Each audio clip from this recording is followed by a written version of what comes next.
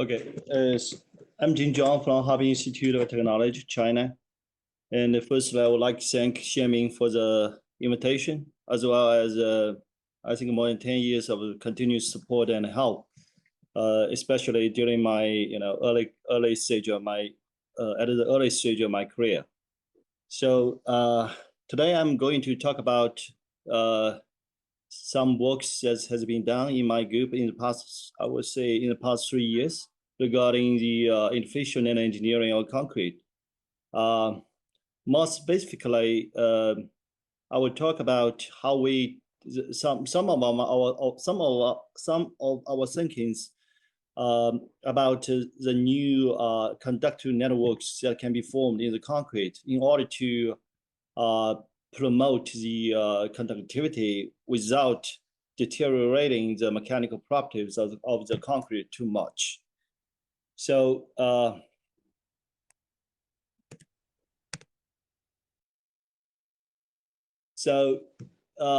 we're interested about the conductivity of the concrete in the first place? I think this question has been well addressed in the past decade. With high conductivity, the concrete can monitor its strains or the stresses, right? So it's called self-monitoring or structural health monitoring capability. The conductive networks in the concrete can also dissipate the electromagnetic energies that is trying to propagate through the structures and affect the functionality of the electronic devices, which is called EMI. Right? Also, with with high conductivities, we can also apply external electrical field on this conductive concrete, and which will result to something called Joule heating. Right? This can use it to melt the snows and the ices that accumulated on the surface of the pavement, right? But from my own perspective, I think the potential practical applications for the conductive concrete is really limited by our imagination, as well as the huge knowledge gap between the civil engineering and the electrical engineering. Because as we all know that the modern high-tech electrical devices, including iPhones, laptops, and silicon chips, are all based on essentially based on the capability to control the transport of the electrons, right? So if we can control the electron transport capabilities in concrete, I think the concrete can also be considered as a huge electrical devices, right? So there are really a lot of things can be done. So, but for what's the current status? This is here. This figure shows the most of the representative experimental data that are reported in the past few years. And we can see that if we increase the electrical conductivity, which means we're decreasing the electrical resistivity, it can be only realized, in most of the cases, it can only be realized at the cost of the strength, right? So for practical applications, I think this is not acceptable, right? So this is also true for the relationship between the sensitivity of the smart concrete and the stress, right? In other words, there's a balance or dilemma between conductivity and the stress, right? So we really need to figure out a method to increase the conductivity effectively without deteriorating the strength too much at the same time, right? So why is this situation, right? I think this is essentially limited by the strategies that we use to prepare smart concrete. So traditionally, it is prepared as follows. Firstly, we prepare conductive cement, which can be mixed, which can be fabricated by just mixing conductive fillers with cement, right? And then followed by mixing with the aggregate, right? So in such circumstances, in the conductive concrete, it is a conductive cement binder provides the path for the electron transport, right? So you can see the images, schematic images, figures that I show in the top right, right? So the electron only transport through the cement binders, right? So, but notice that in cement, the volume percentage of the binders is typically less than 30%, right? So most of the volumes of in the concrete are took up by the aggregates, which is unfortunately insulate, right? So I think, so because of this, I mean, it's only a small volume percentage of the concrete is conductive, right? So this will limit the conductivity of the concrete as a whole, right? Another thing I want to point out is that, for the application of sensors, which are used to sense the internal, strains or cracks or damages, for such applications, if there is some micro cracks or damages initiated from ITZ, right, which is the most vulnerable part of the concrete, for such kind of macro cracks, I think it's very difficult for the traditional conductive concrete to monitor, right? This is because, as you can see in this figure that I show in the top right, because in such circumstances, only the peripheral part of the conductive path, is damaged, right? This just cannot be well captured, right? So because of this, there's several, because based on this, I also listed the several limitations for the traditional method. The sensitivity is low, the cost is high because there's some, dispersion issues. Also the dispersion, right? And the strength, as I mentioned before, right? So naturally, we have two questions, right? Do we have to make cement conductive in order to develop conductive concrete? The second question is, can the design and conductive network really well capture the initial damage, especially initiated from the ITZ, right? As I said, ITZ is the most vulnerable part, right? If we really want to make the concrete can smart enough to monitor the damage, we should start from ITZ, right? So with those two questions, we figure out a new method. We really should make the aggregate conductive, right? And use the conductive concrete, use the conductive aggregates to form the backbone of the conductive networks, right? Because the aggregates, the volume percentage of the aggregates in the concrete can be as high as 30%, right? So we think this might be a very effective way. So if we can do this, right? So the left figure is what is the traditional strategy do, and the right is our proposed strategy, right? So the difference is which media provide the pathway for the electron transport, right? In the left one, which is the traditional method, it is only the cementitious binder to provide the path for the transport of the electrons. Instead, in the right figure, it is aggregates. It's a connection of those aggregates provide the electron pathway. Right. So in the right figure, as you can see, the ITZ is directly embedded in the conductive network. So in principle, it can monitor any micro cracks or damages that occur at ITZ, right? So this is our basic considerations, right? So with those thoughts in our mind, we develop a method to coat the sand or aggregates with graphene, right? I will discuss a little bit later why we use graphene instead of other nanomaterials.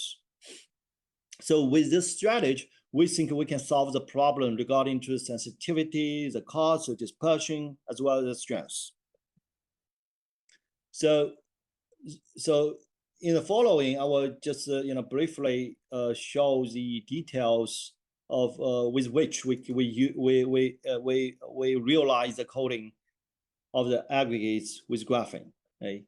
So firstly, we just directly mixing the sands, the fine aggregates with graphene oxide dispersion, right?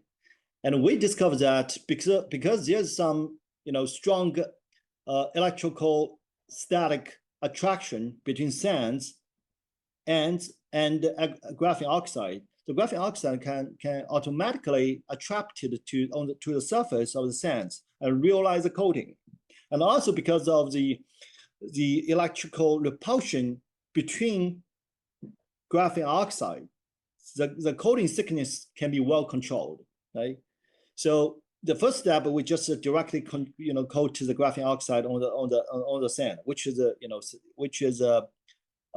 very easy and automatic process. And after that, we heat the graphene oxide coating to a degree of 300 for 1 hour to mildly reduce the graphene oxide. After that, we just put all those sands with coated graphene, partially reduced graphene oxide on the surface to the microwave and treat it only about 1 second, which will allow us to get sand with graphene coated on the surface, and the quality of the graphene is very high, which means the conductivity of the graphene is very high. Okay, so with such coating, of course we should test all the properties of the sand, right? Because this is a new type of sand with graphene coated on the surface. Of course, we should test all the properties related to sands, right? So we test the wearability of the sands, the water absorption capability of the sands, and here, and then we also investigate the morphologies of the graphene coated on the surface. As you can see, with the increasing of the in this case, in this particular point, we investigate the reduction condition, the effects of reduction condition on the properties of the graphene. And I will just neglect all the details. If you are interested about this, you can just look into our papers that was published about several months ago in CCC. So this is the wearability, and of course we should, because the graphene, the size of the graphene, the lateral size of the graphene is about several microns. So we of course should test how much of the surface of the sand was covered by graphene, right? So we statistically measure the coverage, and turns out that more than 90% of the surface was fully covered by graphene, and so which is very good, right? And also we test the binding strength between the graphene and the sand, right? It also turns out to be good enough. And since, as I said, the conductive networks in concrete is basically formed by the connection of the conductive aggregates, right? In order to further promote the conductivity of such system, we can still add conductive carbon fibers in the system, right? Those carbon fibers can further connect many, I would say, connect many conductive sands together, which will help to, further promote the conductivity. So, so in order to prove this, we polish the surface of the prepared samples layer by layer, right? After each polishing, we check the conductivity between the sands and the fibers, right? So we discovered that, but based on this test, based on this investigation, we prove that each carbon fiber can connect with several conductive sands. So this is the reason why I will show later for the conductive results. Let me show you now. So let me first show you this figure. So this is results, as you can see in the left figure, right? This here 1, 2, 3, 4, 5. This is the data corresponding to our results, right? So you can see that based on our new design, the conductivity can be increased significantly, right? And at the same time, the compressive strength only decrease, about 10%, right? And this is also true for the sensitivity. As you can see in the right figure, the sensitivity can be increased to about 50%, right? And as you can see, this is the data that I show for the results of the piezoresistivity. As you can see, for the plain motors, there's really no signals, right? If we just added, 1% of carbon fibers, there's some signal, but not obvious, right? We can also increase the concentration of carbon fibers, right? The signal also is not good, right? But instead, if we use the aggregates with graphene coated on the surface, immediately we can see there's some corresponding response, right? As you can see, the figure D, right? If we combine the carbon fibers with the conductive sands, it can be further promote the sensitivity of the prepared smart motor, right? So here I show, here till now I show how we can, nano engineering the interfacial, nano engineering the interfacial, nano engineering the interface between aggregates and cement paste to achieve simultaneously high strength and the conductivity, right? So I think this is a pretty general strategy which can be applied to different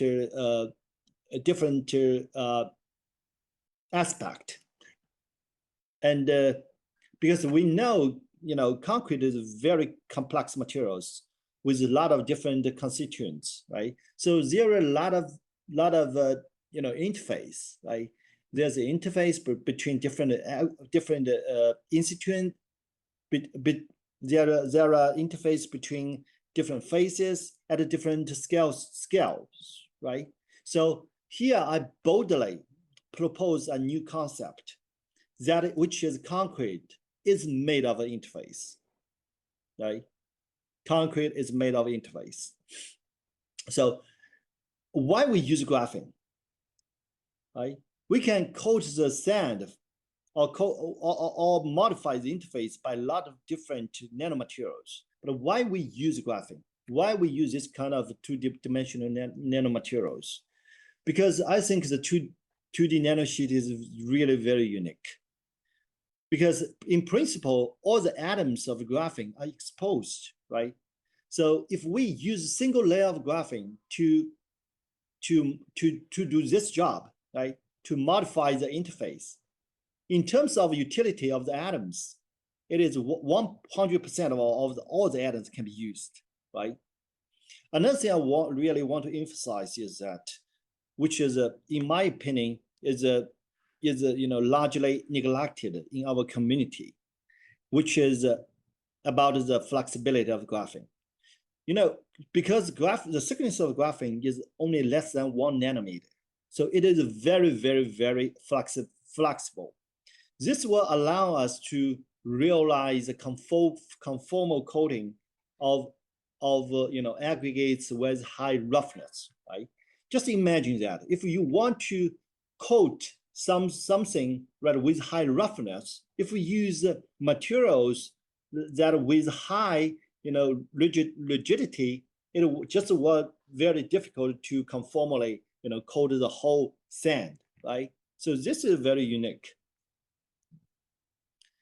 So yeah, I'll just neglect this. So the conclusion is that all the take-home message is that concrete is really made of interface. There are really a lot of opportunities here.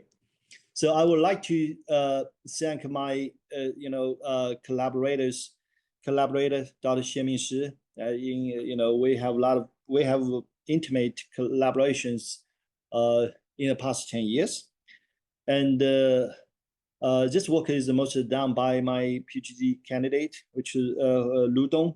He now is a visiting PhD student in Len Zhen's group at HKUST. I also would like to thank the foundings from NSFC and HIT. Thank you for your attention. Yeah, Jialo. Thank you, Dr. Zhong. Very impressive. So, does anybody have any questions? If you have any questions, just feel free to directly ask Dr. Zhong or type in the chat box. Oh, by the way, Dr. Zhong, would you mind if you can share your email address so that people can contact you? Yeah, that would be perfect.